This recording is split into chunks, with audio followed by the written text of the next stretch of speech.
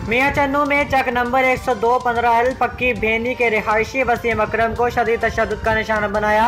मुंह काला करके जूतों का हार पहनाकर गलियों में घुमाते रहे मुतासरा शख्स ने कार्रवाई के लिए थाना छब कलाम में दरख्वास्त दे दी।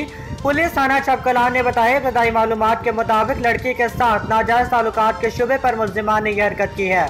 दरख्वास्त पर कार्रवाई शुरू कर दी गई है। मुल्जिम को फौरी गिरफ्तारी के लिए थाना छब कलां को हुक्म जारी कर दिया है। मामले को खुद देख रहा हूँ, किसी को इंसानियत की तस्लील की इजाज़त नहीं होगी। DSP शबीर अहमद। पुलिस मामले की तहकीकात कर रही है, अभी तमाम इल्ज़ामात हैं।